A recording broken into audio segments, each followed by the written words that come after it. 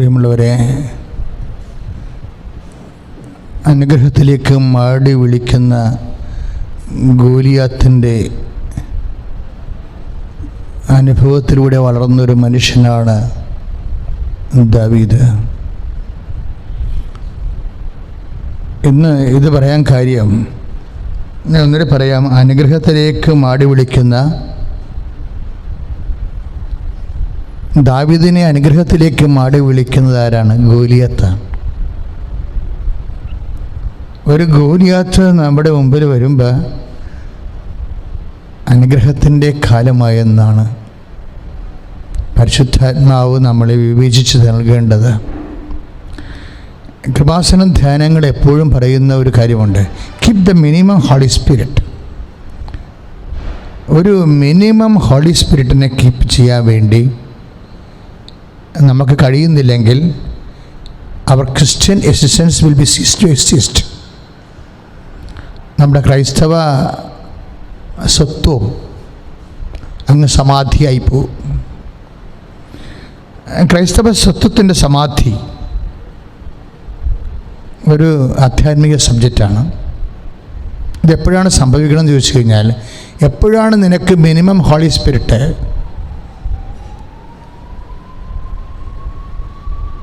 Minimum പരിശുദ്ധാത്മാവിനെ സൂക്ഷിക്കാൻ കഴിയാണ്ട് വരുന്നത്, അപ്പോൾ your Christian existence will be cease to exist. സത്വം, ക്രൈസ്തവ സത്വം അങ്ങ് സമാധിയായി പോകും. ഇത് ഞാൻ ആമുഖമായി നിങ്ങളോട് പറയുകയാണ്. നമ്മളെല്ലാവരും എല്ലാ ദിവസവും ഗോലിയാത്തിനെ കണ്ടുമുട്ടാറുണ്ട്. ഗോലിയാത്ത് മരിക്കുന്നില്ല എന്നാണ് ഞാൻ പറഞ്ഞത്. അത് എൻ്റെ ഒരു അനുഭവമാണ്, നിങ്ങളിലെല്ലാം ഞാൻ കണ്ടിട്ടുള്ളൊരു അനുഭവമാണ്. ഗോലിയാത്ത് മരിക്കുന്നതായിട്ട് നമുക്ക് തോന്നും. കാര്യം, ഗോലിയാത്തില്ലാത്ത കാലങ്ങളിൽ ഫിലിസ്തീയരെ ദാവീദിനോട് പടവെട്ടിയിട്ടുണ്ട്. ദാറ്റ് മീൻസ് ഗോലിയാത്ത് മരിച്ചതുകൊണ്ട് ദാവീദിന് പ്രത്യേകിച്ച് ശാശ്വതമായ പ്രയോജനമില്ല എന്നാണ് ഈ പറയണത്. ഇന്ന് രാവിലെ ഞാൻ എൻ്റെ ഇടവക പള്ളിയിൽ പോയി ഈ പരിശുദ്ധ കുർബാന അർപ്പിക്കുകയായിരുന്നു. അപ്പം കുർബാന അർപ്പിച്ചുകൊണ്ട് ഞാൻ തിരിച്ച് കൃപാസനത്തിലൂടെ വരുമ്പോഴേ കുറേ പേര് കൃപാസനത്തിൻ്റെ വാതിൽക്കൽ നിൽക്കുന്നുണ്ട്.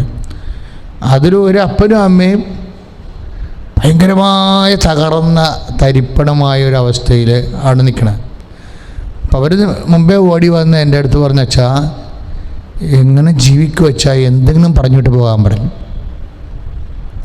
എന്താണെന്ന് വെച്ച് കഴിഞ്ഞാൽ അവരുടെ പ്രശ്നം, അവരുടെ മകൻ ഒരു പ്രത്യേക രാജ്യത്താണ്. രാജ്യമൊന്നും ഞാൻ പറയണില്ല.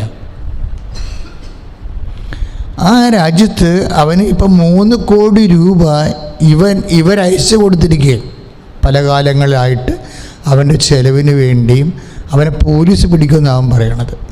അവനെ പോലീസ് പിടിക്കാം, അവനെ ജയിലിലിടും, അങ്ങനെ അവനെ കടക്കാർ കളയും, അവനെ കൊന്നുകളയും. ഇങ്ങനെ ഓരോരോ കാര്യങ്ങൾ പറഞ്ഞിട്ട് അവർ 50 ലക്ഷം 25 ലക്ഷമൊക്കെ അവർക്ക് കൊടുക്കാൻ വേണ്ടി ഇങ്ങനെ മാതാപിതാക്കന്മാരോട് മേടിച്ചുകൊണ്ടിരിക്കുക. അപ്പോൾ ഇത് കേട്ടപ്പോഴേ, ഇത് ചിലപ്പോൾ സത്യമായിരിക്കും, ചിലപ്പോൾ ചില രാജ്യങ്ങളിൽ പോയി മക്കൾ കുടുങ്ങി പോകത്തില്ലേ, ചിലപ്പോൾ അവർക്ക് തന്നെ അറിയാൻ പാടില്ലാത്ത ചില അബദ്ധങ്ങളിൽ. ഒരിക്കൽ ഇംഗ്ലണ്ടിൽ ചെന്ന് ഒരു മനുഷ്യൻ കൃപാസനത്തിൽ പ്രാർത്ഥിച്ചു പോയതാണ്. അങ്ങനെയാണ് ആ ജോലി തന്നെ നേഴ്സായിട്ട് അദ്ദേഹത്തിൻ്റെ ഭാര്യയ്ക്ക് കിട്ടാൻ കാരണം. കിട്ടാനുള്ള സാധ്യത ഏജ് ഓവറായിരുന്നു, കിട്ടാനുള്ള സാധ്യതയില്ലായിരുന്നു. പിന്നെ യോഗ്യതാ പരീക്ഷകളെല്ലാം പ്രശ്നമായിരുന്നു. പക്ഷേ ഇവർ ഒരു പ്രെയർ കഴിഞ്ഞപ്പോൾ തന്നെ ഏജ് ഓവറായിട്ടുള്ള വൈഫിൻ്റെ അവരുടെ ബയോഡേറ്റ ബ്രിട്ടനിലുള്ള ഹോസ്പിറ്റലിൽ സ്വീകരിച്ച് അവരാണ് ആദ്യം കയറിപ്പോയത്. അതിൻ്റെ പുറകെ ഭർത്താവ് പോയി, 2 മക്കൾ പോയി. ഇപ്പോൾ 10 കൊല്ലമായിട്ട് അവിടെ താമസിക്കുകയാണ്, ജോലി ചെയ്ത് താമസിക്കുന്ന ഭർത്താവിനും ജോലിയുണ്ട്. ഈ മനുഷ്യൻ പെട്ടെന്ന് തന്നെ വിളിച്ചിട്ട് പറയും, അച്ഛാ ഞാൻ ജയിലിലാണ് അച്ഛാ എന്ന് പറയും. ഞാൻ പറയും, എന്നാ പറ്റിയതൊന്നും പറയണ്ട അച്ഛാ, ഇനി കേസ് ഇങ്ങനെ എപ്പോഴും നടക്കുമെന്നാണ് പറയണത്. അതായത് അവിടുത്തെ ഒരു മദാമിനെ ഇയാൾ തോണ്ടിയെന്നാണ് ഒരു കഥപണ കഥയെ. അതായത് അവിടെ നോക്കിയ ജയിലിലാകും. അതാണ് അവസ്ഥ. പോണവരൊക്കെ സൂക്ഷിച്ചേക്കണേ. ഓരോ രാജ്യത്തിന് വ്യത്യസ്തമായി. ഇവിടെ റേപ്പ് ചെയ്ത് കൊന്നിട്ട് പോലും ജയിലാകണമായിട്ട് തടിയൊക്കെ വെച്ചാണ് ആൾക്കാർ പ്രതികൾ പുറത്തു വരുന്നത്, നല്ല തടിയൊക്കെ വെച്ച്. രാജ്യത്തിൻ്റെ പ്രത്യേകതയാണ് അതൊക്കെ.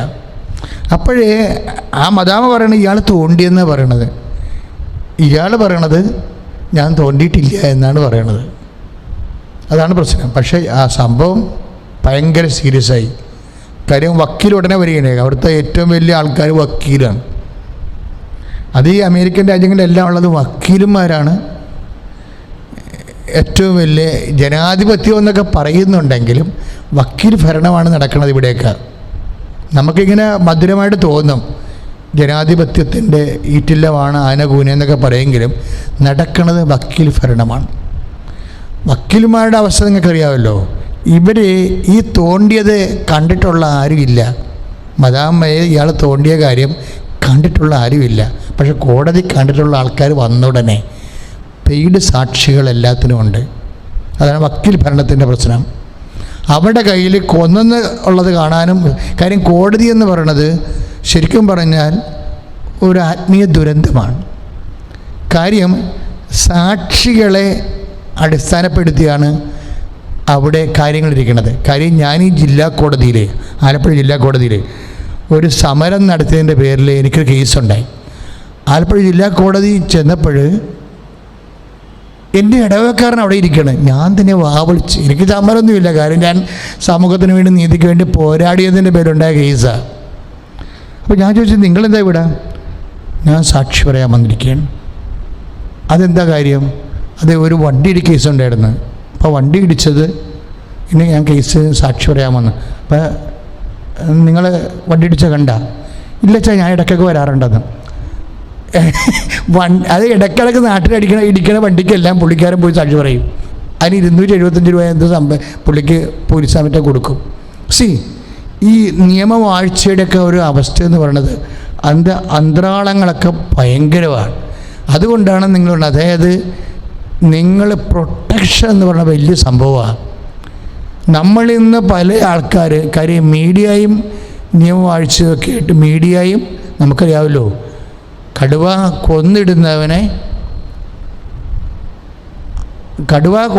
കടുവയാണ് വേട്ടക്കാരൻ. കടുവ കൊന്നിടുന്നവരെ എന്തു ചെയ്യും? കടുവ കഴിച്ചതിൻ്റെ ബാക്കി ഈ കാട്ടുനായ്ക്കൾ കഴിക്കും. കാട്ടുനായ്ക്കൾ കഴിച്ചതിൻ്റെ ബാക്കി കഴുകൻ കഴിക്കും. കഴുകൻ കഴിച്ചതിൻ്റെ ബാക്കി കാക്ക കഴിക്കും. കാക്ക കഴിച്ചതിൻ്റെ ബാക്കി അണുക്കൾ കഴിക്കും. അങ്ങനെയാണ് പ്രപഞ്ചത്തിലെ ഒരാളിൻ്റെ തിരുവഭാവം, ഒരു ജീവ വ്യവസ്ഥയുടെ തിരുവഭാവം അങ്ങനെയാണ്. അപ്പോൾ നിയമവാഴ്ച അടിച്ചിട്ട് കൊടുക്കുന്ന സാധനം മീഡിയ എടുക്കും. ഇന്ന് ഏറ്റവും കൂടുതൽ മീഡിയ വേട്ടയാടുന്ന ആരെയാണ്? ക്രൈസ്തവരെ വേട്ടയാടുന്നത്. എന്തുകൊണ്ടാണ്? തിരിച്ചടിക്കലെന്ന് അവന്മാർക്ക് ഉറപ്പുള്ളത് കൊണ്ടാണ്. ഇതൊന്നൊരു ആണത്വമില്ലാത്ത പരിപാടിയാണ്. ഇത് ആണത്വമില്ലാത്ത പരിപാടിയാണ്. അതായത് തിരിച്ചടിക്കുകയില്ല. ഞങ്ങൾക്ക് തിരിച്ചടിക്കാൻ പറ്റത്തില്ല. എന്താ കാര്യം? ഞങ്ങൾക്ക് നിയമം കിട്ടിയിട്ടുണ്ട്. നിൻ്റെ വലത് കർണത്തെ അടിക്കണവന് പോലും ഇടത് കർണം കാണിച്ചു കൊടുക്കാൻ നിയമം കിട്ടിയിട്ടുണ്ട്.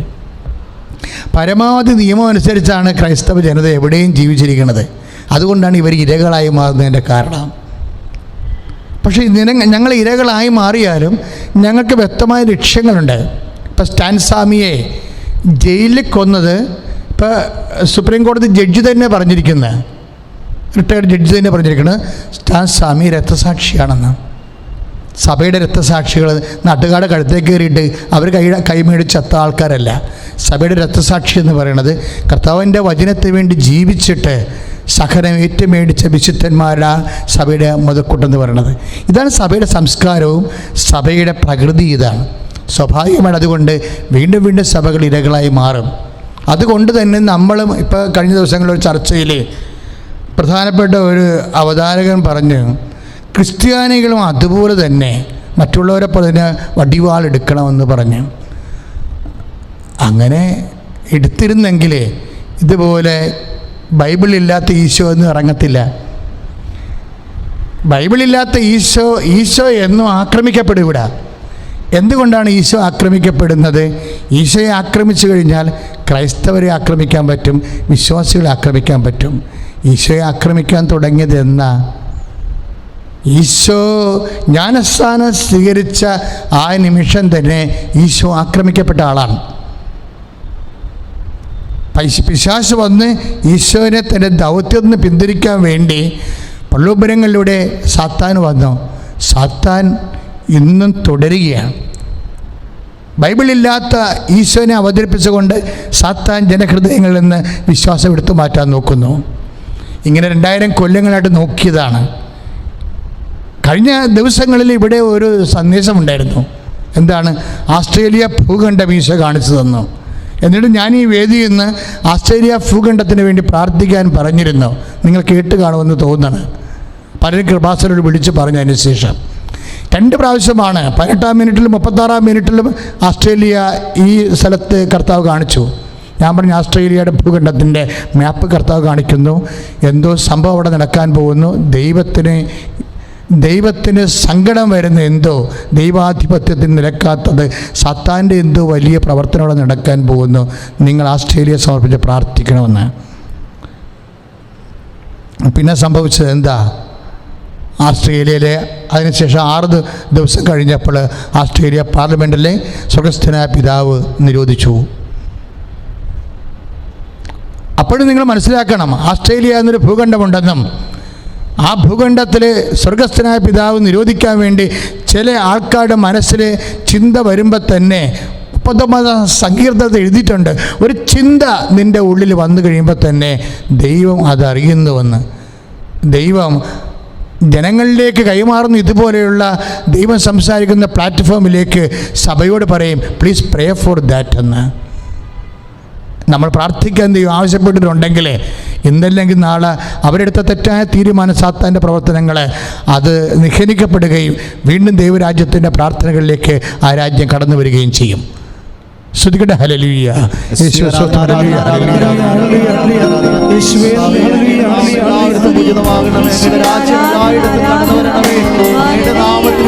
പ്രവർത്തിക്കുന്ന അനേകായിരം മക്കളെ എല്ലാ രാജ്യങ്ങളിലേക്കും എല്ലാ ഭൂഖണ്ഡങ്ങളിലേക്കും അയക്കണമേ.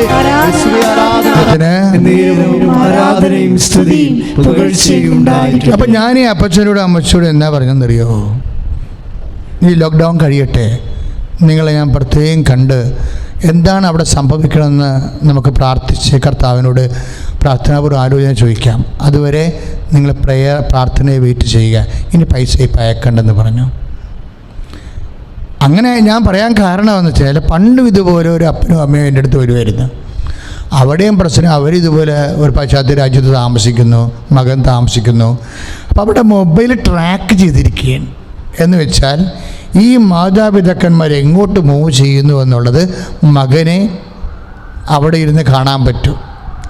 കാര്യം നമ്മൾ കാണിക്കൊന്നും വേണ്ട, അത് മൊബൈൽ ട്രാക്കിംഗ് എന്ന് പറയും. പക്ഷേ ഇവിടെ ഇയാൾ എന്ത് സംസാരിക്കുന്നു, എവിടെ പോയി എന്ത് ഡീല് ചെയ്യുന്നു, ആ ഡീലെല്ലാം അവന് കിട്ടും. അവൻ കാര്യം IT-യുടെ ഭയങ്കര ഉദ്ധാതാണ്. അപ്പം അവൻ നാട്ടിൽ വന്നപ്പോൾ ഇവരുടെ മൊബൈലിൽ എന്തോ ഒരു പ്രത്യേക ആപ്പ് അപ്ലോഡ് ചെയ്തിട്ട് ആ ആപ്പ് അനുസരിച്ചുകൊണ്ട് ഇവർ മാതാപിതാക്കന്മാരെ പോകുന്ന സ്ഥലവും സംസാരിക്കുന്ന കാര്യമൊക്കെ അവർ പോയി കഴിയുമ്പോൾ അവൻ അവിടെ നിന്ന് വിളിച്ച് പറയും. അതാണ് ഇവരെ അനക്കണില്ല. അവൻ്റെ കൺമുമ്പിലാണ് മാതാപിതാക്കൾ, അവൻ്റെ കൺമുമ്പിലാണ്. ഇവൻ എന്താ ചെയ്യേണ്ടത്? ഇവൻ ഇതുപോലെ 50,000 20,000 ഒക്കെ മാതാപിതാക്കൾ മടക്കിയെന്ന് പോലീസിൽ കൊടുക്കണം, കേസാണെന്നൊക്കെ പറഞ്ഞ് മേടിച്ചുകൊണ്ടിരിക്കുകയാണ്. അപ്പോൾ ഇവർക്ക് എന്ത് ചെയ്യണമെന്ന് അറിയാമല്ലേ? എന്താ അവനുദ്ദേശിക്കണത് എന്താണ്? ഇവനൊരു പെങ്ങളുണ്ട്. അപ്പോൾ അമ്മയ്ക്ക് പെങ്ങളോട് താല്പര്യമാണെന്ന് അവന് ധരിച്ചിരിക്കുന്നു. അതുകൊണ്ട് മാതാപിതാക്കന്മാരുടെ സ്വത്ത് കോടീശ്വരന്മാരാണ്. ആ സ്വത്ത് പെങ്ങൾക്ക് പോകുമോ എന്ന് അവന് സംശയമുള്ളത് കൊണ്ട് അവൻ ജീവിച്ചിരിക്കുമ്പോൾ തന്നെ ഇതുപോലൊരു ഉടായ്പ കേസ് ഉണ്ടാക്കിയിട്ട് ആ കേസിലേക്ക് മാതാപിതാക്കന്മാരോട് പൈസ ഇങ്ങനെ വാങ്ങിച്ചുകൊണ്ടിരിക്കുകയാണ്. ഇനി ഇവർക്ക് പൈസ കൊടുക്കാനില്ല. ഇവിടെ വന്നത് വീണ്ടും പൈസ കൊടുക്കാൻ വേണ്ടി അവിടെ പറമ്പ് വിൽക്കാൻ വേണ്ടിയാണ് ഇവിടെ വന്നത്. ഇങ്ങനെയാണ് ഒരു വിഷയം. അപ്പോൾ ഇതുപോലൊരു കേസ് എൻ്റെ മനസ്സിലുള്ളതുകൊണ്ട് ഞാൻ പറഞ്ഞു വെയിറ്റ് ചെയ്യാം, 2 ആഴ്ച കഴിയുമ്പോൾ നമുക്ക് പ്രാർത്ഥിച്ചിട്ട് സത്യാവസ്ഥ നോക്കിയിട്ട് എന്താണെന്ന് വെച്ചാൽ ചെയ്യാമെന്ന് പറഞ്ഞു. കാര്യം ഇവിടെ ഇപ്പോൾ ലോക്ക്ഡൗൺ ആണ്. കൃപാസനത്തിലെ D സോണിൽ നിൽക്കുകയാണ്. പ്രാർത്ഥനയും പെരുന്നാളൊക്കെ കഴിഞ്ഞപ്പോൾ കേരളത്തിൽ ആകപ്പാടെ കൂടിയായിരുന്നല്ലോ. ഗവൺമെൻറ് എല്ലാവരെയും സമാധാനിപ്പിക്കുന്ന രീതിയിൽ ചെയ്തതാണെങ്കിൽ സംസർഗത്തിലൂടെ നമ്മൾ ശ്രദ്ധിക്കാതെ വന്നതുകൊണ്ട് കോവിഡ് കൂടിയായിരുന്നു. അപ്പോൾ ഇനിയിപ്പോൾ കുറച്ച് ശാന്തമാകാതെ ഗവൺമെൻറ് ഒരു തീരുമാനം എടുക്കത്തില്ല, അറിയത്തില്ല. ഭയങ്കര സമ്മർദ്ദമാകും ഗവൺമെൻറ്റിലെ കാര്യം. വ്യാപാരി വ്യവസായികളുടെ കാര്യങ്ങളൊക്കെ ഭയങ്കര കഷ്ടമാണ്, എല്ലാവരുടെയും കഷ്ടമാണ്. അവിടെ സാധനങ്ങളൊക്കെ ഇരുന്ന് ചീത്തയിൽ പോകുമ്പോൾ ആര് കൊടുക്കും ആ പൈസയൊക്കെ? അപ്പോൾ വ്യാപാരി വ്യവസായികളുടെ കാര്യത്തിൽ തീർച്ചയായിട്ടും ഗവൺമെൻറ് ഘട്ടം ഘട്ടമായിട്ട് നീതിപൂർവമായൊരു തീരുമാനം എടുക്കണം. കാര്യം പല സാധനങ്ങളും പക്ഷേ ഏറ്റവും റീറ്റെയിൽ വിൽക്കുന്ന ആൾക്കാരില്ലേ, അവരുടെ കാര്യവും കുഴപ്പത്തിലാണ്. അതുപോലെ തന്നെ ലോൺ എടുത്ത് വെച്ചിരിക്കുന്ന ആൾക്കാരില്ലേ, ഒരു കാര്യം ചെയ്തിരിക്കുന്ന ആൾക്കാർ, ലോൺ എടുത്ത് ചെയ്തിരിക്കുന്ന ആൾക്കാർ പലിശക്ക് ബാങ്കുകാർ വല്ല കോംപ്രമൈസ് ഉണ്ടാക്കുമോ? ഗവൺമെൻറ് ഇടപെട്ട് ദയവായിട്ട് കോംപ്രമൈസ് ഉണ്ടാക്കണം. കാരണം ലോൺ എടുത്തിട്ട് കോവിഡ് കാലത്ത് പലിശയില്ല, അങ്ങനെ ഒരു തീരുമാനം ഗവൺമെൻറ് എടുക്കണം. അല്ലെങ്കിൽ എങ്ങനെയാണ് ഈ മനുഷ്യൻ സർവൈവ് ചെയ്യണത്? ഗവൺമെൻറ് സുപ്രീം കോടതി കൊടുത്തിരിക്കണത് എന്താ? ജനങ്ങൾക്ക് വരുമാനമില്ല, ജനങ്ങൾ വരുമാനമില്ലാതെ സാമ്പത്തിക വ്യവസ്ഥ തകരാറായിരിക്കുന്നു എന്നല്ല പറഞ്ഞിരിക്കുന്നത്. അപ്പം ജനങ്ങളോട് അങ്ങനെ താല്പര്യം ഉണ്ടെങ്കിൽ തീർച്ചയായിട്ടും ഗവൺമെൻറ് കോവിഡ് കാലത്തുള്ള ലോണെല്ലാം അതിൻ്റെ ഇൻട്രസ്റ്റ് എല്ലാം ബാൻ ചെയ്യണം.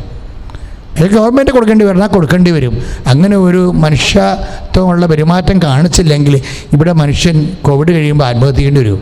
അപ്പോൾ മനുഷ്യനെ സംരക്ഷിക്കാൻ സ്വാഭാവികമായിട്ട് സാമൂഹ്യമായ സംവിധാനങ്ങൾ കുറച്ചുകൂടി മനുഷ്യോചിതമായ നിലപാടെടുക്കാൻ വേണ്ടി നമുക്ക് പ്രാർത്ഥിക്കാം.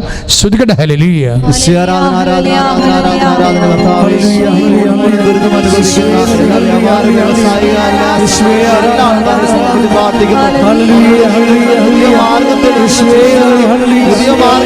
തീരുമാനങ്ങൾ ഗവൺമെന്റിന്റെ ഭാഗത്തുണ്ടാകാൻ വേണ്ടി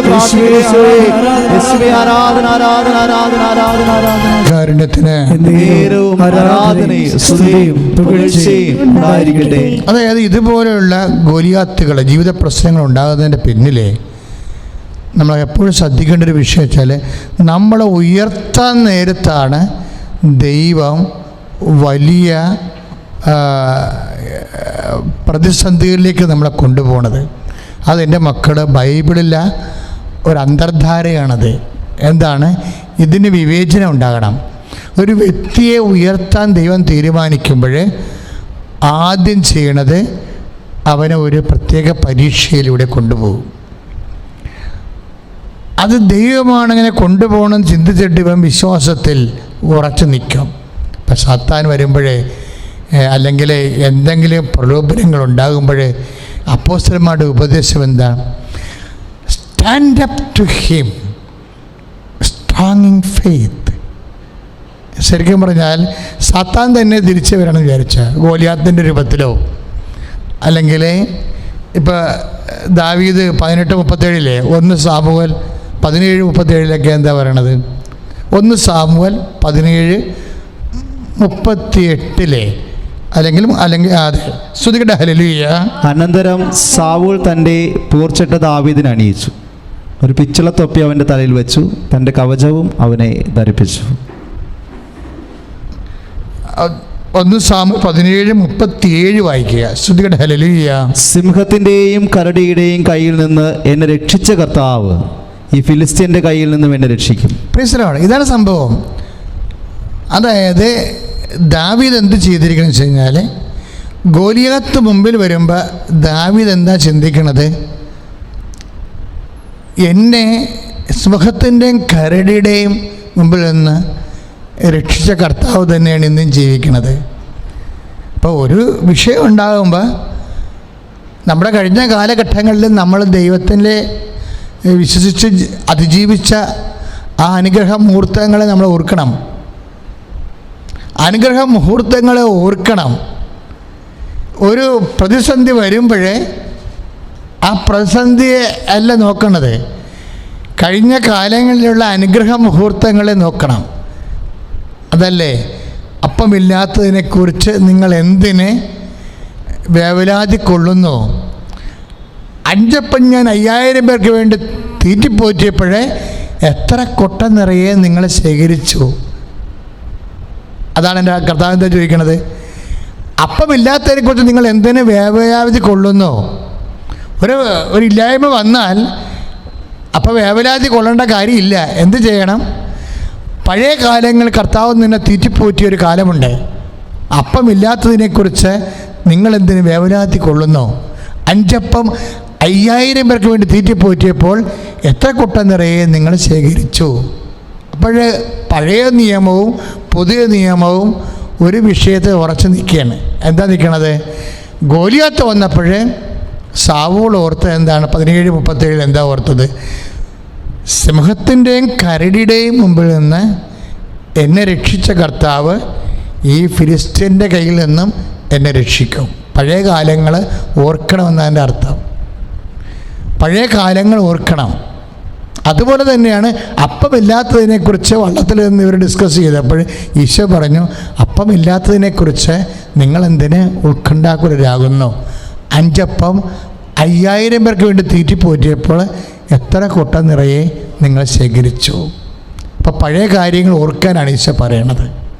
ഒന്ന് പ്രാർത്ഥിക്കുക. കർത്താവായ ദൈവമേ, പഴയ കാര്യങ്ങള് അനുസ്മരിച്ചുകൊണ്ട് പുതിയ കാലത്തെ പ്രതിസന്ധിയെ അതിജീവിക്കുവാൻ എന്നെ സഹായിക്കും. കർത്താവേ, പഴയ കാലങ്ങളെ അനുസ്മരിച്ചുകൊണ്ട് പുതിയ കാലത്തിന്റെ പ്രതിസന്ധിയെ അതിജീവിക്കുവാൻ എന്നെ സഹായിക്കും. ഹല്ലേലൂയ. ആരാധന കർത്താവേ, ഒരുപാട് അനുഗ്രഹങ്ങളെ ഓർക്കുവാൻ വീണ്ടും നീ ഞങ്ങളെ ശക്തിപ്പെടുത്തുന്നു അറിയുന്നു ഞങ്ങൾ കർത്താവേ.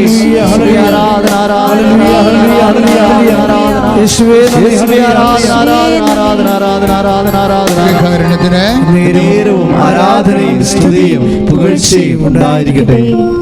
മത്തായിയുടെ സുവിശേഷം 16-ാം അധ്യായം 6-ാമത്തെ തിരുവചനം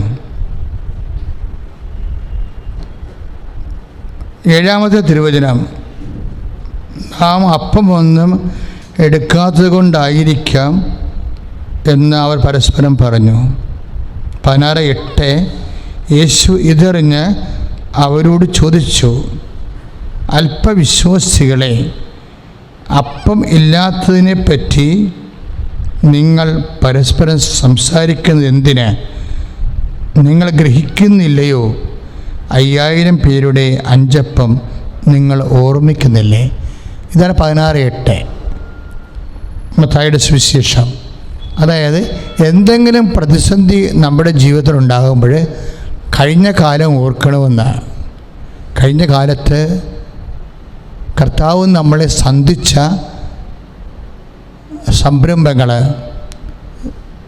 സംഭവങ്ങൾ നമ്മൾ അനുസ്മരിക്കണം. അതിനാണ് മത്തായി ശ്ലീഹായുടെ സുവിശേഷം 16:8 അപ്പമില്ലാത്തതിനെക്കുറിച്ച് നിങ്ങൾ എന്തിന് ഉത്കണ്ഠാകുലരാകുന്നു?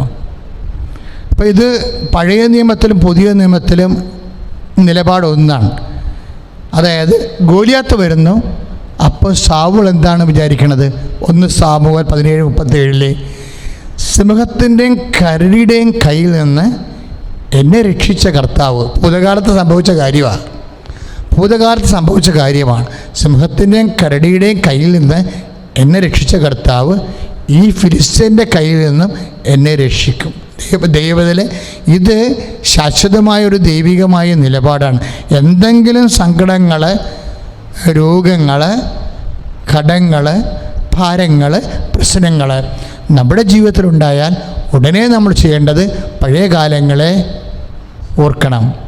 പഴയ കാലങ്ങളെ ഓർത്തിട്ട് അവിടെ ദൈവം നിനക്ക് വേണ്ടി ചെയ്ത കാര്യങ്ങളെ അനുസ്മരിച്ചുകൊണ്ട് ദൈവത്തിന് നന്ദി പറയണം, പ്രാർത്ഥിക്കുക. കർത്താവേ, എൻ്റെ ജീവിതത്തിലെ എന്ത് സംഭവിച്ചാലും പരിശുദ്ധാത്മാവിൻ്റെ അഭിഷേകത്തോടെ പെട്ടെന്ന് എൻ്റെ പഴയ കാലങ്ങളിലെ നീ നൽകിയ സന്ധിപ്പിനെ കുറിച്ച് ഓർക്കാൻ അഭിഷേകം ചെയ്യണമേ.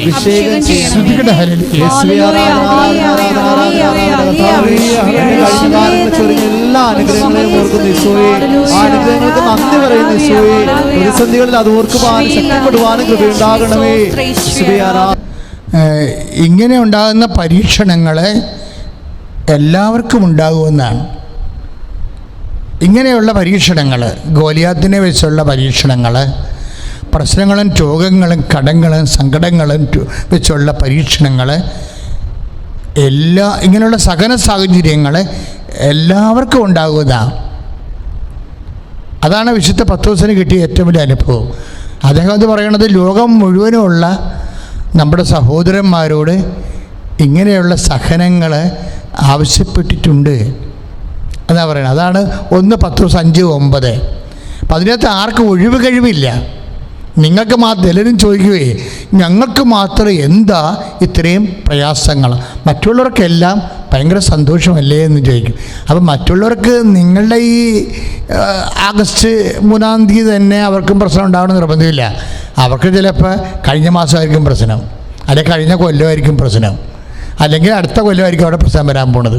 അപ്പം നിങ്ങളങ്ങനെ ചോദിക്കരുതെന്നാണ് പറയണത്. കാര്യം ഇപ്പോൾ 1 പത്രോസ് 5:9 കണ്ടില്ലേ, വിശ്വാസത്തിൽ ഉറച്ചു നിന്നുകൊണ്ട് അവനെ എതിർക്കുവിൻ, തിന്മകളുടെ ശക്തികളെ എതിർക്കുവിൻ.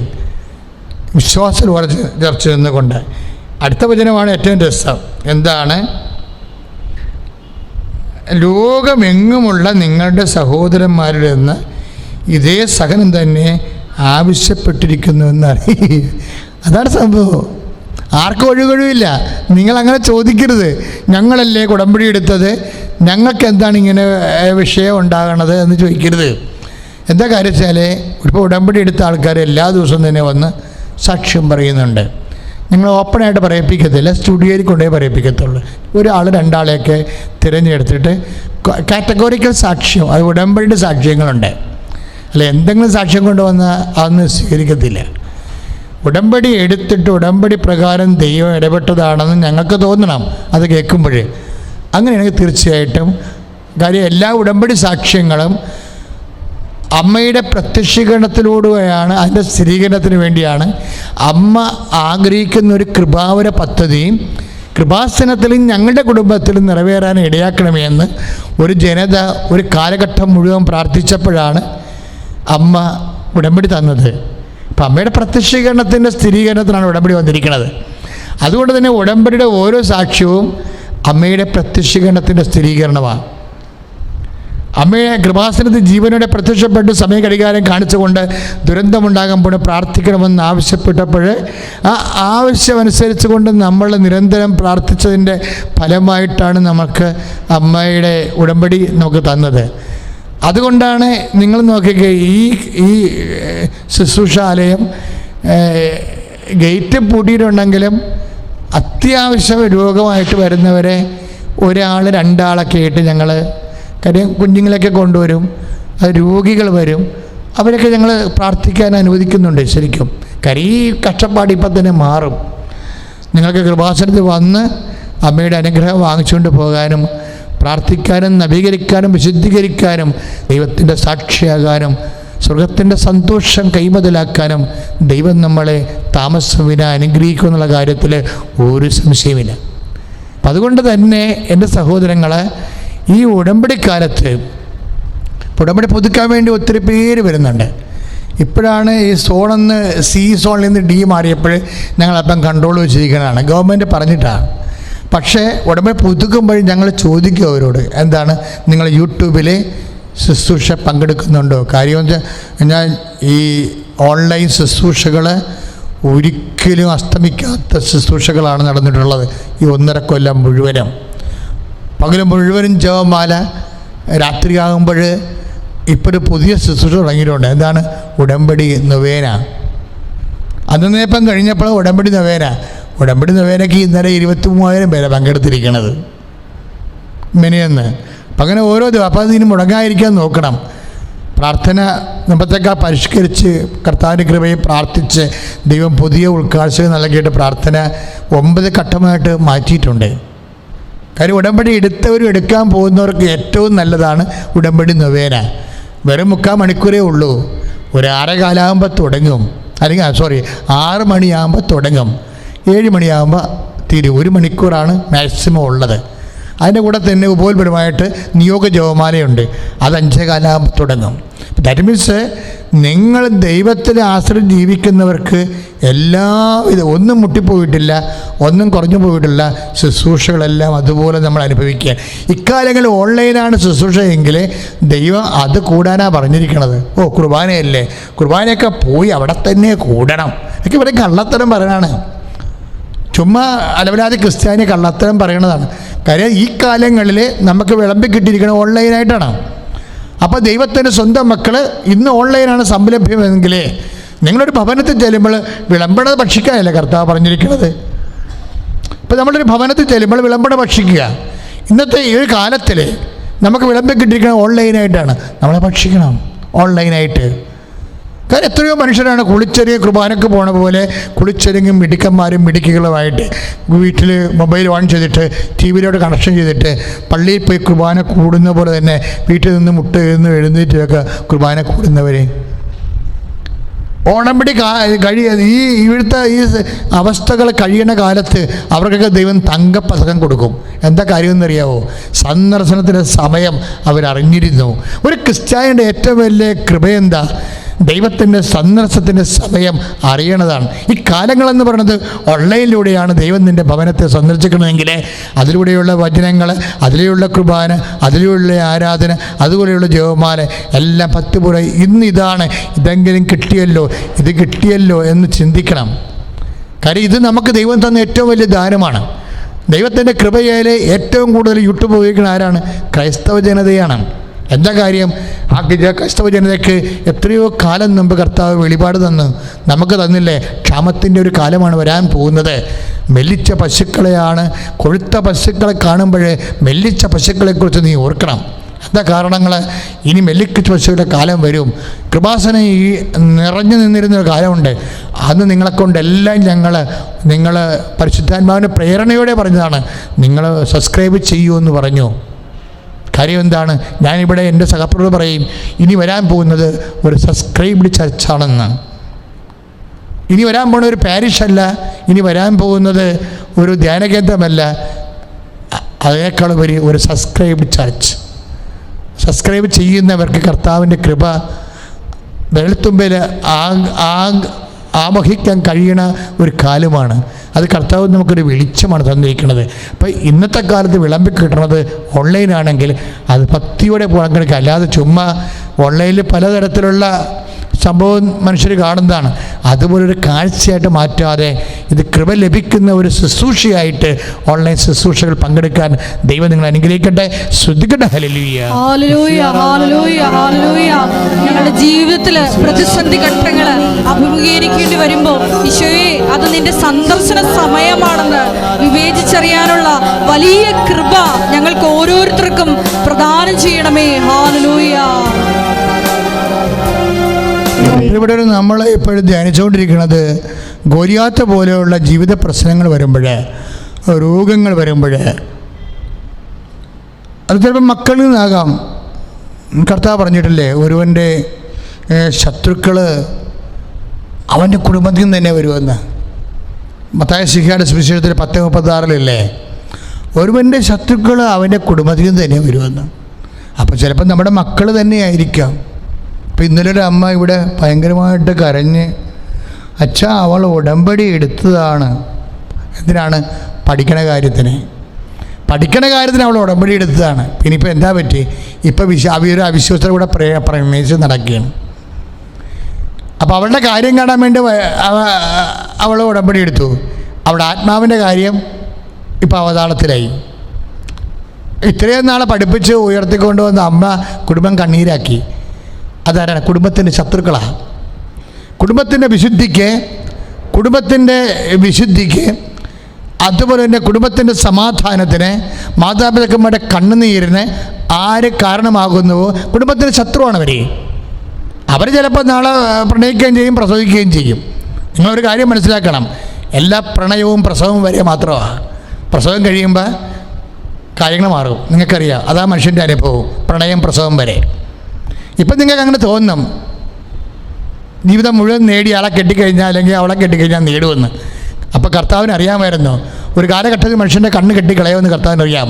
നീ പറയുന്ന ലോകം നീ നേടുമെന്നാണ് കർത്താവ് പറഞ്ഞത്. പക്ഷേ ഈശോ ചോദിക്കും, ലോകം മുഴുവൻ നേടിയാലും നിൻ്റെ ആത്മാവ് നഷ്ടപ്പെട്ടാൽ എന്ത് പ്രയോജനം? അഥവാ നിൻ്റെ ആത്മാവിന് പകരമായി എന്ത് കൊടുക്കും? നിൻ്റെ ആത്മാവിന് പകരമായി നിനക്കൊന്നും കൊടുക്കാൻ ഇല്ലാത്തടത്തോളം കാലം നിൻ്റെ ആത്മാവിനെ സംരക്ഷിക്കേണ്ട ബാധ്യത നിൻ്റേത് മാത്രമാണ്. അല്ലെങ്കിൽ തീർച്ചയായിട്ടും നീ സാത്താൻ്റെ കെണിയിൽ പെട്ടിരിക്കുന്നു. അത് കുടുംബത്തിന് ദോഷമാണെങ്കിൽ ആത്മാവിൻ്റെ നഷ്ടമാണ്. ആ കാര്യങ്ങൾ നീ താമസിച്ച് അറിയത്തുള്ളൂ. ശ്രുതികട ഹല്ലേലൂയ. യേശുവേ ആരാധന ആരാധന ആരാധന ആരാധന യേശുവേ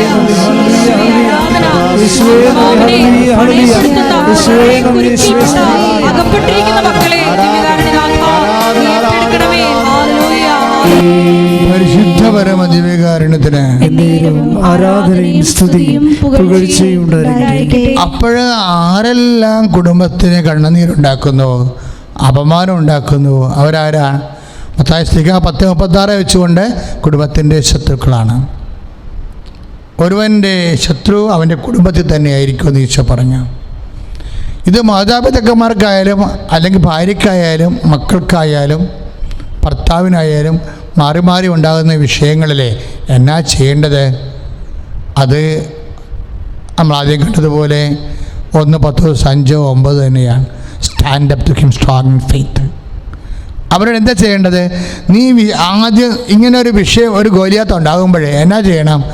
stand up to him strong in faith. എന്താ ചെയ്യേണ്ടത്?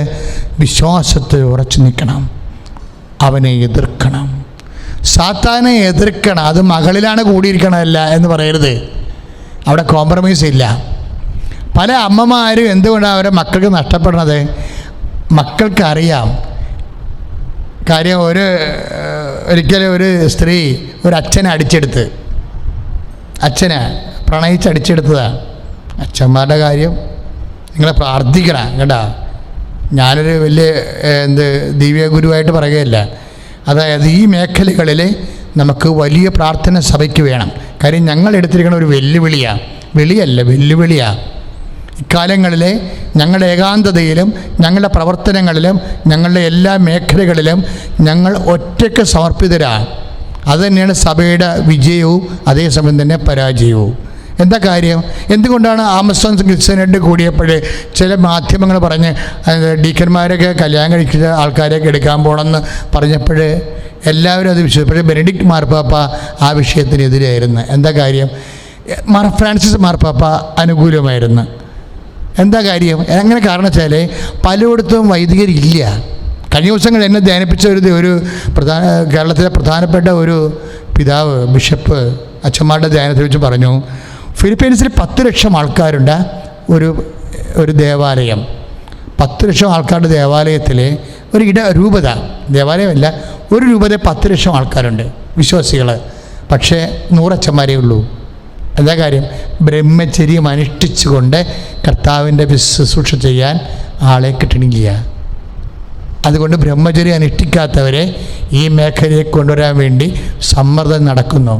ഈ സമ്മർദ്ദം എക്കാലങ്ങളിലും ഉണ്ടായിട്ടുണ്ട്. അതുകൊണ്ട് തന്നെ ബ്രഹ്മചര്യം ഐച്ഛികമായിട്ടുള്ള ഒരു കമ്മിറ്റ്മെൻ്റ് അല്ലാത്ത സഭകൾ നമ്മുടെ രാജ്യത്തുണ്ട് ഇല്ലേ? വിവാഹം കഴിക്കുന്ന വരിയിൽ അവർക്ക് അവരുടെ ന്യായങ്ങളുണ്ടെങ്കിലും അവരുടെ ആ പ്രശ്നങ്ങൾ അതുകൊണ്ട് അവസാനിച്ചു എന്ന് അവരോട് തന്നെ ചോദിക്കണം. നിങ്ങളുടെ സഭയിൽ ഇങ്ങനെ ചെയ്യുന്നത് കൊണ്ട് ഈ ബ്രഹ്മചര്യത്തിനോടുണ്ടായിരുന്ന പ്രശ്നങ്ങൾ എല്ലാം തീർന്നോ? അപ്പോൾ അവർ പറയാം എന്ത് ചെയ്യണോ, എന്താണ് സംഭവിച്ചിരിക്കണമെന്ന്. അപ്പോഴേ നമ്മളെ സംബന്ധിച്ചിടത്തോളം, ഇന്നും ജനങ്ങളെ സംബന്ധിച്ചിടത്തോളം കർത്താവിനെ ആത്മാവിൽ നിറഞ്ഞ് ബ്രഹ്മചര്യം എന്ന് പറഞ്ഞാൽ ആരും എടുക്കണതല്ല. നിങ്ങളെ പറയും ബ്രഹ്മചര്യം എടുക്കണേ, കന്യാത്ത വ്രതം എടുക്കണേ. എവിടെ നിന്ന് എടുക്കാൻ? ഇത് ആകാശത്ത് പുളി എടുക്കണ പോലെ വലിയ സംഭവമാണിത്. എടുക്കണതല്ല, അഭിഷേകമാണത്. നീ കർത്താവിന് വേണ്ടി ദൈവത്തെ സ്നേഹിച്ച് കഴിയുമ്പോൾ, കർത്താവിനെ ശുശ്രൂഷിക്കാൻ വേണ്ടി കരഞ്ഞ് കർത്താവിനോട് ചോദിച്ച് കഴിയുമ്പോൾ, യു വിൽ ബി അനോയിൻറ്റഡ്. കർത്താവ് എന്നെ സിംഗിളാകാനൊന്നും പറ്റത്തില്ല. ആർക്കാണ് സിംഗിളാകാൻ പറ്റണത്? I am not single. ചില പറയാം അത് സിംഗിളാണ് അവരെന്ന് പറയാം. ആര് സിംഗിള്? ഇവിടെ ഒരു സിംഗിളും ഇല്ല. അവൻ്റെ കൂടെ കർത്താവുണ്ട്. അപ്പോൾ എങ്ങനെ സിംഗിളാകണത്? ഒരു വ്യക്തിയിൽ ജീവിക്കണത് പരിശുദ്ധാത്മാവാണെങ്കിൽ അവനെങ്ങനെ സിംഗിളാകണത്? മാനുഷികമായിട്ടുള്ള വിഷയത്തിന് ഇവിടെ പ്രസക്തിയില്ലല്ലോ. ആത്മീയ കാര്യം പറയുമ്പോൾ എന്തിനാണ് മാനുഷിക കാര്യം പറയണത്? അവൻ സിംഗിളല്ല, അല്ലെങ്കിൽ അവൾ സിംഗിളല്ല. അവൾ ഏകസ്ഥയല്ല. ആരെന്താ? അവളെ കർത്താവുണ്ട് അവൻ്റെ കൂടെ. ചിലപ്പോൾ സഭയെ ചില ആൾക്കാർ സഭയെ കല്യാണം കഴിക്കും, ചില ആൾക്കാർ കർത്താവിനെ കല്യാണം കഴിക്കും. എന്താ കാര്യം ചെയ്യണത്? അത് കർത്താവിനെ കല്യാണം കഴിച്ചാലും സഭയെ കല്യാണം കഴിച്ചാലും അനുഭവത്തിൽ അത് ഒന്ന് തന്നെയാണ്. എന്താ കാര്യം? ദൈവത്തിന് വേണ്ടി ജീവിക്കുക, കമ്മിറ്റ്മെൻറ്റാണ്. ഫൈനൽ കമ്മിറ്റ്മെൻ്റ് എന്ന് നമ്മൾ പറയും. ഫൈനൽ കമ്മിറ്റ്മെൻറ്റ് തീരുമാനിക്കുന്നത് സിസ്റ്റേഴ്സിന് ഫൈനൽ കമ്മിറ്റ്മെൻ്റ് ഉണ്ട്. പക്ഷേ ആരാണ് തീരുമാനിക്കേണ്ടത്? ആ സിസ്റ്ററാണ് തീരുമാനിക്കുന്നത്. അവരുടെ ഒരു വില്ലിങ്നെസ് അവർക്ക് വേണേൽ പറയാം, ഞാൻ I am ready to file commitment, അത് ലാസ്റ്റ് കമ്മിറ്റ്മെൻറ്റ് ചെയ്യാൻ റെഡിയാണ്. പക്ഷേ സ്വീകരിക്കേണ്ടത് ആരാണ്? ഈ ഇരിക്കുന്ന ആളാണ് സ്വീകരിക്കേണ്ടത്. നിൻ്റെ ഫൈനൽ കമ്മിറ്റ്മെൻറ്റ് സ്വീകരിക്കാൻ വേണ്ടി മാത്രം നീ കർത്താവിനെ കല്യാണം കഴിച്ചോ? സമ്പൂർണ്ണമായിട്ടും നിൻ്റെ ഇന്ദ്രിയങ്ങളും മനസ്സും ഹൃദയവും ജീവിതവും ജോലിയും സമർപ്പണവും എല്ലാം കർത്താവിന് വേണ്ടി ആണോ എന്ന് അവൻ പറയുമ്പോഴാണ് നമ്മുടെ ഫൈനൽ കമ്മിറ്റ്മെൻറ്റ് സ്വീകരിക്കപ്പെടുന്നത്. ആ ഫൈനൽ കമ്മിറ്റ്മെൻറ്റ് വരെ നമ്മളൊരു മൽപ്പിടുത്തത്തിലാണ്. ഈ മൽപ്പിടുത്തം പോലും കർത്താവിൻ്റെ പദ്ധതി പ്രകാരമുള്ള മൽപ്പിടുത്തമാണ്. കർത്താവ് അറിഞ്ഞുകൊണ്ടുള്ള മൽപ്പിടുത്തങ്ങളാണ്. ഒരു വിശ്വാസിക്ക് കർത്താവിൻ്റെ അറിവില്ലാതെ ഒരു ഗോലിയാത്തം വരത്തില്ല, ഓർത്താൽ മതി. ഒരു വിശ്വാസിക്ക് കർത്താവിൻ്റെ അറിവില്ലാതെ രോഗമായിക്കൊള്ളട്ടെ, ക്ഷീണമായിക്കൊള്ളട്ടെ, മക്കളുടെ ദുർനടപ്പായിക്കൊള്ളട്ടെ, സാമ്പത്തിക കടമായിട്ടുള്ള ദൈവവേദനെ നിൻ്റെ ദൈവം അറിയാതെ നിൻ്റെ ജീവിതത്തിൽ ആരും നിന്നെ തൊടത്തില്ല. നീ തൊടുമ്പോൾ, നീ ഗോലിയാത്തിനെ കാണുമ്പോൾ നീ ഓർക്കണം, സിംഹത്തിൻ്റെയും കരടിയുടെയും കയ്യിൽ നിന്ന് എന്നെ രക്ഷിച്ച കർത്താവ് ഈ ഫിലിസ്ത്യൻ്റെ കയ്യിൽ നിന്ന് എന്നെ രക്ഷിക്കും. നിനക്ക് വിശക്കുമ്പോൾ നീ ഓർക്കണം, 5 അപ്പം 5000 പേർക്ക് വേണ്ടി തീറ്റിപ്പോറ്റിയ എൻ്റെ കർത്താവ് ഈ അവസ്ഥയിലും എന്നെ സഹായിക്കും. അതാണ് ഫെയ്ത്ത്. അതുകൊണ്ടാണ് വിശുദ്ധ പൗലോസ് അപ്പോസ്തലൻ പറയണത് 14:22, നടപടി പുസ്തകം 14:22, വിശ്വാസത്തിൽ നിലനിൽക്കണമെന്നും ഏറ്റു പറഞ്ഞേ, വിശ്വാസത്തിൽ നിലനിൽക്കണമെന്നും നിരവധി പീഡനങ്ങളിലൂടെ ദൈവരാജ്യത്തിൽ പ്രവേശിക്കണമെന്നും ഉപദേശിച്ചുകൊണ്ട് ശിഷ്യന്മാരുടെ മനസ്സിനെ അവർ ശക്തിപ്പെടുത്തി. എന്താണ് സഭയുടെ അപ്പോസ്തലന്മാർ പല പണിയും ചെയ്യുന്നുണ്ട് ഇവിടെ. പക്ഷേ അപ്പോസ്തലന്മാരുടെ പ്രഖ്യാപിത അപ്പോസ്തലന്മാർ സ്ഥാനത്തിരിക്കുന്ന ഞങ്ങളുടെയും ബിഷപ്പുമാരുടെയും സഭയുടെയും പോപ്പിൻ്റെയൊക്കെ പ്രധാനപ്പെട്ട ഉദ്ദേശം അവരുടെ അസ്തിത്വം, what's the meaning of the anointing? അവരുടെ അഭിഷേകത്തിൻ്റെ അർത്ഥം എന്താണ്? അഭിഷേകത്തിൻ്റെ അർത്ഥം എന്താണ്? അതായത് ജനങ്ങളോട് പറയണത് എന്താണ്? വിശ്വാസത്തിൽ നിങ്ങൾ ഉറച്ചു നിൽക്കണം. അതാണ് ബിഷപ്പ് പറയേണ്ടത്. ജനങ്ങൾക്കിപ്പോൾ രോഗങ്ങളുണ്ട്, ഭാരങ്ങളുണ്ട്, ഭാര്യ ഭർത്താക്കന്മാർ തമ്മിലുള്ള മാനസിക അകൽച്ചകളുണ്ട്, കുഞ്ഞുങ്ങളില്ലാത്തവരുണ്ട്, ഉള്ള കുഞ്ഞുങ്ങൾക്കുണ്ട്, സങ്കടങ്ങളുള്ളവരുണ്ട്, സാമ്പത്തിക കടങ്ങളുള്ളവരുണ്ട്. ഇതെല്ലാം വ്രണതമായിട്ടുള്ള ഗോലിയാത്തുമായിട്ട് അടരാടുന്ന ഒരു വിശ്വാസിയോട് സഭയുടെ അപ്പോസ്തലന്മാരുടെ റോൾ എന്താണ്? അതാണ് 14:22. മക്കളെ, എന്തെല്ലാം വിഷയം ഉണ്ടായാലും നിൻ്റെ ദൈവം നിന്നെ കൈവിടത്തില്ല. നീ എന്ത് ചെയ്യണം? വിശ്വാസത്തിൽ ഉറച്ചു നിൽക്കണമെന്നും പറഞ്ഞേ, വിശ്വാസത്തിൽ ഉറച്ചു നിൽക്കണമെന്നും നിരവധി പീഡനങ്ങളിലൂടെ ദൈവരാജ്യത്തിൽ പ്രവേശിക്കണമെന്നും ഉപദേശിച്ചുകൊണ്ട് ശിഷ്യന്മാരുടെ മനസ്സിനെ അവർ ശക്തിപ്പെടുത്തി. അതാണ് അപ്പോസ്തലന്മാരുടെ റോള്. എന്ത് ചെയ്യണം? താത്വിക ഉപദേശങ്ങൾ നൽകിയിട്ട് മനുഷ്യനെ ഇരുട്ടിൽ തപ്പിക്കരുത്. മറിച്ച് ആ point, they must address to the point, they must address to the point of suffering. അവരുടെ സങ്കടങ്ങളിലെ അവർക്ക് തകർച്ച വരാൻ സാധ്യതയുള്ള എന്താണ്? മനസ്സ് ഇടറിപ്പോകും. അതുകൊണ്ട് അവരെന്താ ചെയ്യേണ്ടത്? മനസ്സിൽ ശക്തിപ്പെടുത്തണം. That we are doing. കൃപാസനത്തിൽ 30 കൊല്ലമായിട്ട് നടക്കുന്ന ശുശ്രൂഷയാണ്. എന്താണ്? മനസ്സിനെ ശക്തിപ്പെടുത്തുക. ഒരുവൻ അവൻ്റെ സങ്കടങ്ങളും ഭാരങ്ങളും കാരണം അവനെങ്ങാനും വിശ്വാസം നടന്നു പോയാൽ, ദൈവത്തിന് പ്രിയപ്പെട്ടവൻ ഒറ്റപ്പെട്ടു പോയാൽ, ദേ മസ്റ്റ് ബി, അതാണ് അവർക്ക് സ്ട്രെങ്ത് വേണം. അതാണ് സഭ ഇവിടെ നിലനിൽക്കുന്നതിൻ്റെ ഉദ്ദേശം. എന്താണ്? വിശ്വാസികളെ ശക്തിപ്പെടുത്താൻ. കാലമെല്ലാം കഴിഞ്ഞു പോകും. അതിനുശേഷം കർത്താവിൻ്റെ പരീക്ഷണം കഴിയുമ്പോൾ നിന്നെ കർത്താവ് ഉയർത്തും. നിന്നെ ഉയർത്താൻ പോകുന്നത് കൊണ്ടാണ് നിന്നെ ഇപ്പം താഴ്ത്തിയിരിക്കണത്. Stand up to him, strong faith.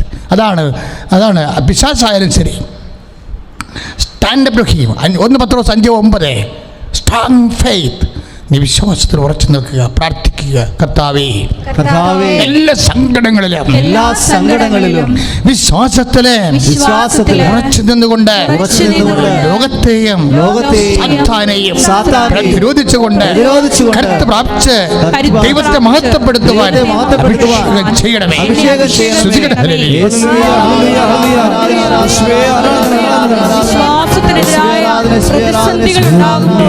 കർത്താവേ, അങ്ങയുടെ ദാസൻ അങ്ങയുടെ കരുണയിൽ ആശ്രയിച്ചുകൊണ്ട് പ്രാർത്ഥിക്കുന്നു. സങ്കീർത്തനം 63:3 പ്രാർത്ഥിക്കുന്നു. കർത്താവേ, അങ്ങയുടെ കാരുണ്യം ജീവനേക്കാൾ വലുതാണ്. കർത്താവേ, ആ കാരുണ്യം, ജീവനേക്കാൾ വലുതായ കാരുണ്യം, പാപത്തെക്കാൾ വലുതായ കാരുണ്യം, ഒരു മനുഷ്യൻ്റെ പശ്ചാത്താപത്തെക്കാൾ വലുതായ കാരുണ്യം ഇപ്പോഴ് നാനാജാതി മതസ്ഥരെ, വ്യത്യസ്തങ്ങളായ ജീവിതാവസ്ഥകളിലുള്ളവരെ കണ്ണീരോടെ പ്രാർത്ഥിക്കുന്ന കർത്താവേ, നിന്നെ നാഥനും രക്ഷകനുമായി ഏറ്റു പറഞ്ഞുകൊണ്ട് പ്രാർത്ഥിക്കുന്ന കർത്താവേ, അവിടെ രോഗങ്ങളിലെ കർത്താവേ നിന്റെ കൈകൾ തൊടണമെന്ന് പ്രാർത്ഥിക്കുന്നു കർത്താവേ. അന്തിൻ്റെ കണ്ണുകളിൽ ചേർപ്പൂച്ചിക്കൊണ്ട് അവൻ്റെ കണ്ണുകൾ തൊട്ട് പ്രാർത്ഥിച്ച നിന്റെ ദൈവത്വത്തിൻ്റെ കൈകൾ കർത്താവേ രോഗികൾ തൊടണമെന്ന് പ്രാർത്ഥിക്കുന്നു. നിന്റെ ആത്മീയ കൈകളെ കർത്താവേ ഇപ്പോൾ രോഗികൾ തുടരണമെന്ന് പ്രാർത്ഥിക്കുന്നു. തൊണ്ടവേദന ഉള്ളവരെ, തൈറോയിഡ് ഉള്ളവരെ, ടോൺസൈറ്റ് ഉള്ളവരെ കർത്താവേ അവരെ തൊടണമെന്ന് പ്രാർത്ഥിക്കുന്നു. ശ്വാസകോശ രോഗികളെ തൊടണമെന്ന് പ്രാർത്ഥിക്കുന്നു കർത്താവേ. തൈറോയിഡ് ബാധിച്ചവരെ, കോവിഡ് ബാധിച്ചവരെ, ശ്വാസകോശങ്ങൾ കർത്താവേ തിങ്ങിപ്പോയവരെ, ശ്വാസമെടുക്കാൻ പറ്റാത്തവരെ കർത്താവേ, വെന്റിലേറ്ററിൽ കിടക്കുന്നവരെ തൊടണമെന്ന് പ്രാർത്ഥിക്കുന്നു കർത്താവേ. തൊടണമെന്ന് പ്രാർത്ഥിക്കുന്നു കർത്താവേ, തുടരണമെന്ന് പ്രാർത്ഥിക്കുന്നു. യോഹന്നാൻ 5:6 പ്രാർത്ഥിക്കുന്നു കർത്താവേ, സുഖം പ്രാപിക്കാൻ നിനക്ക് ആവശ്യമായ ആഗ്രഹമുണ്ടോ എന്ന് ചോദിച്ച കർത്താവേ, എല്ലാവരും കർത്താവേ ആഗ്രഹത്തോടെ അങ്ങയുടെ തിരുസന്നിധിയിൽ കർത്താവേ കണ്ണീരോടെ പ്രാർത്ഥിക്കുന്നു. കൃപാശ്രമെന്ന് ശിലോഹക്കുളം കർത്താവേ, നിന്റെ ദൈവദന്മാരെ കലക്കുന്ന ഈ നിമിഷങ്ങൾ കർത്താവേ, അനേകം മക്കളെ കർത്താവേ സൗഖ്യപ്പെടുത്തണമേ. ഉദരരോഗികളെ സുഖപ്പെടുത്തണമേ കർത്താവേ, ഉദരരോഗികളെ സുഖപ്പെടുത്തണമേ കർത്താവേ, ഉദരരോഗികളെ സുഖപ്പെടുത്തണമേ കർത്താവേ, സുഖപ്പെടുത്തണമേ കർത്താവേ, എല്ലാ മക്കളെ കർത്താവേ, ഹൃദയരോഗികളെ സുഖപ്പെടുത്തണമേ കർത്താവേ, ഹൃദയരോഗികളെ സുഖപ്പെടുത്തണമേ കർത്താവേ, ഹൃദയരോഗികളെ സുഖപ്പെടുത്തണമേ കർത്താവേ, കരൾ രോഗികളെ സുഖപ്പെടുത്തണമേ കർത്താവേ, കർത്താവേ തുടരണമേ കർത്താവേ, കർത്താവേ തുടരണ കർത്താവേ. അടിപ്പിടറ പോലെ വൈദാക്കാലം പോലെ ദൈവികമായ ശക്തി, അടിവിപ്പിട പോലെ ദൈവികമായ ശക്തി അവലേക്ക് ആവശ്യിക്കട്ടെ കർത്താവേ. ആത്മാവിനെ പ്രാർത്ഥിക്കാൻ കഴിയാത്തവരിലെ പരിശുദ്ധാത്മാവിനെ നൽകണമെന്ന് പ്രാർത്ഥിക്കുന്ന എന്റെ കർത്താവേ, നിന്റെ ഉന്നതമായ നാമത്തിന് സ്തോത്രം ചെയ്ത് കർത്താവേ. മക്കളില്ലാത്തവരെ സ്പർശിക്കണമേ, മക്കളില്ലാത്തവരെ സ്പർശിക്കണമേ. മക്കളെ കൊണ്ട് വേദന അനുഭവിക്കുന്നവരെ, മക്കളെ കൊണ്ട് കണ്ണുനീർ അനുഭവിക്കുന്നവരെ സ്പർശിക്കണമേ. യേശുക്രിസ്തുവിന്റെ ഉന്നതമായ നാമത്തിലെ സകല രോഗങ്ങളും ഈ നിമിഷം യേശുനാമത്തിലെ സൗഖ്യമാകട്ടെ.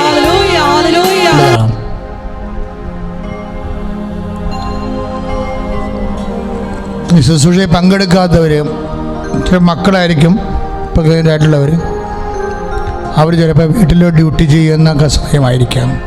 അമ്മമാർക്ക് സ്വന്തം വയറ്റിലേക്ക് വെച്ച് പ്രാർത്ഥിക്കാവുന്നതാണ് മക്കളെ ഓർത്തുകൊണ്ട്.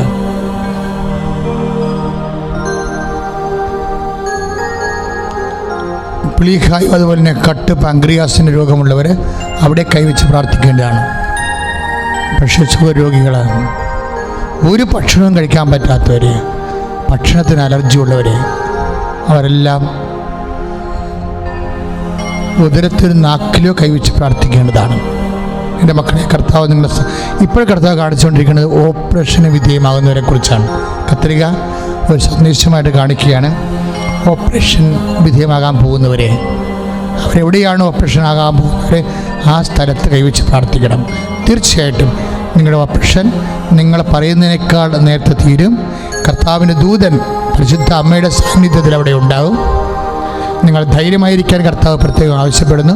പോസ്റ്റ് ഓപ്പറേഷൻ കഴിഞ്ഞവരെ, അതിൻ്റെ ഭവിഷ്യത്തുകളും ചികിത്സയിലിരിക്കുന്നവരെ, അവരെ എവിടെയാണ് ഓപ്പറേറ്റ് ചെയ്തത് അവിടെ കൈവച്ച് പ്രാർത്ഥിക്കാൻ ആവശ്യപ്പെടുന്നു. തീർച്ചയായിട്ടും കർത്താവ് നിങ്ങളെ അനുഗ്രഹിക്കുന്നു. കർത്താവേ, അങ്ങയുടെ മക്കളെ ഇപ്പോഴും എല്ലാവരെയും സമർപ്പിച്ചുകൊണ്ട് ഞാൻ അങ്ങയുടെ തിരുസന്നിധിയെ പ്രാർത്ഥിക്കുകയാണ്. എൻ്റെ കർത്താവേ, നിൻ്റെ തിരുമുറിവാർന്ന വലത് കരം എന്തിനെല്ലാം വേണ്ടി ആരെല്ലാം എവിടെയെല്ലാം പ്രാർത്ഥിക്കുന്ന കർത്താവേ, ഒരു കുഞ്ഞിനെ പോലും കൈവിടല്ലേ എന്ന് പ്രാർത്ഥിക്കുന്ന ഈശോയെ.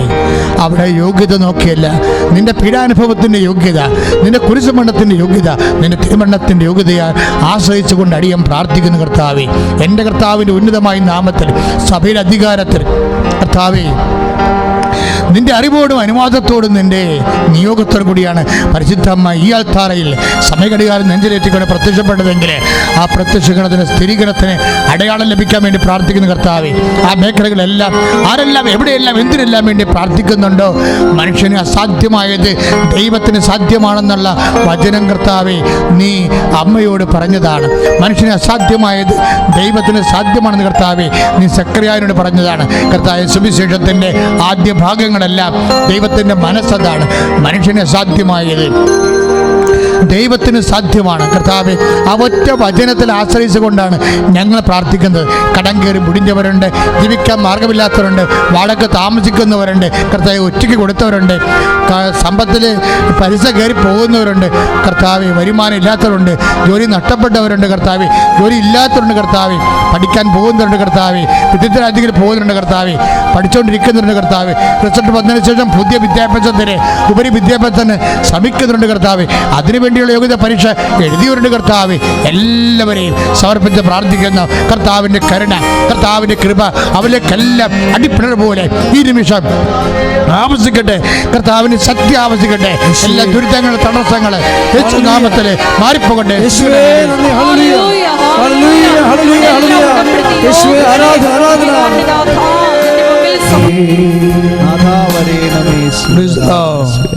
ഇപ്പോഴും ക്യാൻസറുകൾക്ക് വേണ്ടി പ്രാർത്ഥിക്കാൻ ഈശോ ആവശ്യപ്പെടുന്നു.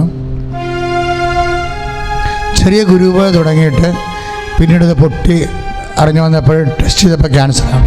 ആ രോഗികളെ കർത്താവ് ഇപ്പോഴും സൗഖ്യപ്പെടുന്നതായിട്ട് സന്ദേശമുണ്ട്. ആ വ്യക്തികൾ ആ പരിവിൽ തൊട്ട് പ്രാർത്ഥിക്കേണ്ടതാണ്. ആന്തരികമായ എല്ലാ അവയവങ്ങളും ക്യാൻസർ രോഗികൾക്ക് വേണ്ടി പ്രാർത്ഥിക്കുന്ന സമയമാണ്.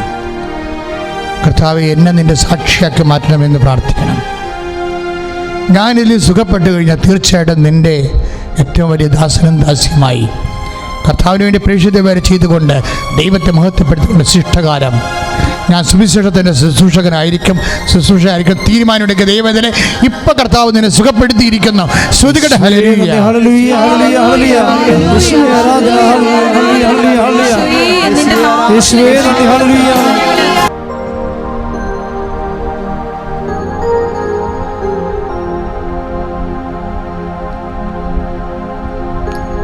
ആഗസ്റ്റ് മാസം അമ്മയുടെ മാസമാണ്.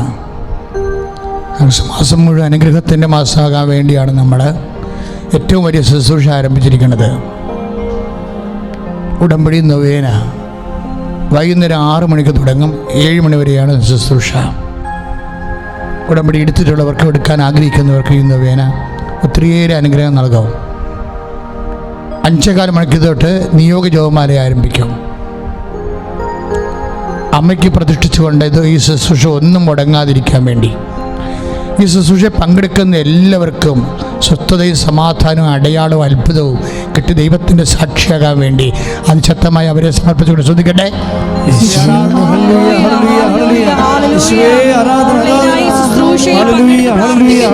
എല്ലാ മക്കളെയും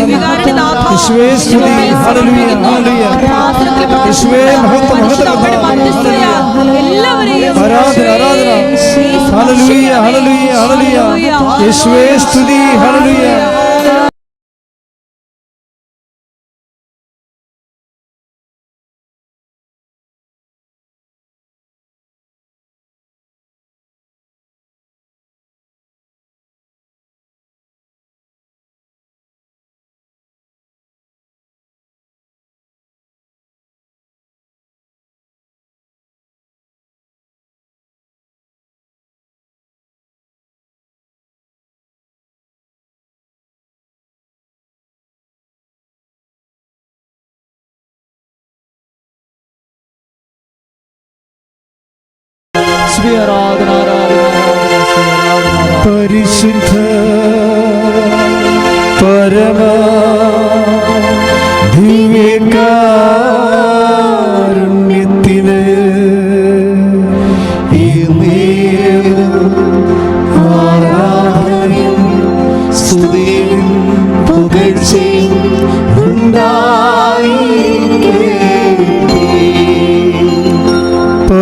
പരിശുദ്ധ പരമാ ദിവ്യകാരുണ്യത്തിന്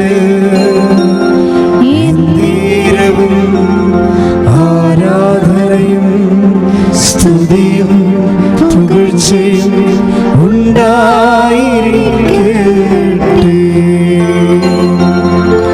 പരിശുദ്ധ പരമാ